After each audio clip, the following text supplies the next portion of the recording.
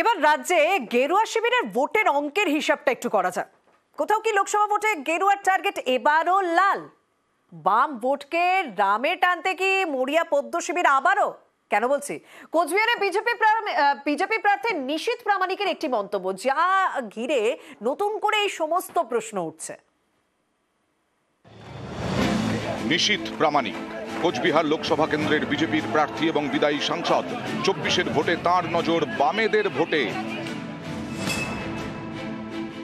যেখানে যেখানে বামপন্থী ভাইদের যত পার্টি অফিস রয়েছে তৃণমূল কংগ্রেস দখল করেছে, তারা উদ্ধার করতে না পারলে নির্বাচনের ফল প্রকাশের পর ভারতীয় জনতা পার্টি সেই সব পার্টি অফিস উদ্ধার করে বামপন্থী ভাইদের হাতে তুলে দেবে। কিন্তু অনুরোধ একটাই, ভোটগুলো নষ্ট করবেন না। যেখানে ভোট দিলে আপনাদের ভোটটি কাজে লাগবে, যেখানে ভোট দিলে বাংলায় গণতন্ত্র ফিরবে, আপনাদের ভোট সেখানে দেবে।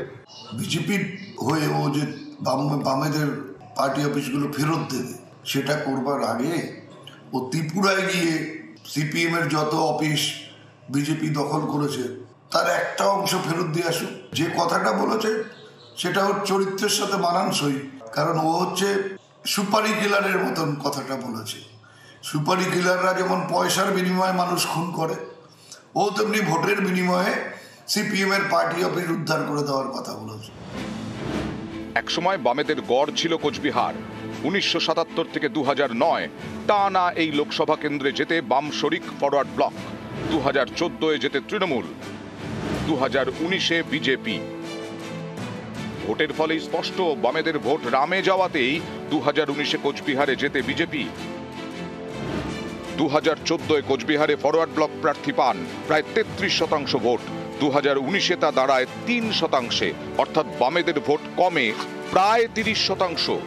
এবার দেখুন বিজেপি কিভাবে বেড়েছে। 2014-এ কোচবিহারে বিজেপি প্রায় 16% ভোট পায়, 19-এ সেটাই হয় প্রায় 48%, অর্থাৎ বিজেপির ভোট বাড়ে 32%। তার মানে বামেদের ভোট কমলো 30%, বিজেপির ভোট বাড়ল 32%। এতেই স্পষ্ট বামেদের ভোট গিয়েছিল বিজেপিতে। শুধু কোচবিহার নয়, 2019-এ রাজ্য জুড়েই এই সমীকরণ দেখা গেছে, যার জেরে বিজেপি 2 থেকে 1 লাফে পৌঁছে যায় 18-এ।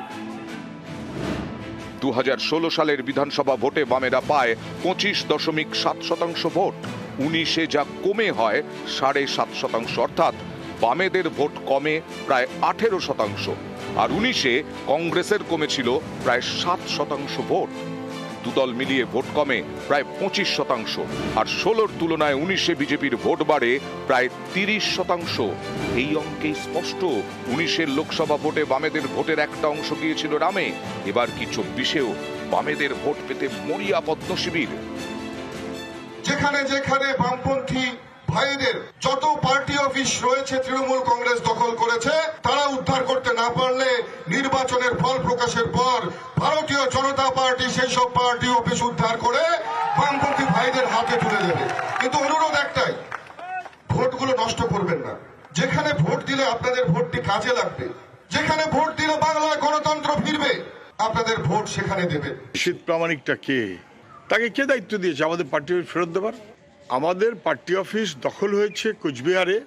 নিশীথ প্রামাণিকরা পার্টি অফিস ভেঙেছে, দখল করেছে, আক্রমণ করেছে, তারপরে নিজের পিঠ বাঁচাতে এখন তৃণমূল থেকে বিজেপিতে গেছে, বা তৃণমূলের ছাটমাল হয়ে বিজেপিতে গেছে, বা লুটের ভাগ পেতে বিজেপিতে গেছে। তাকে কে দায়িত্ব দিয়েছে?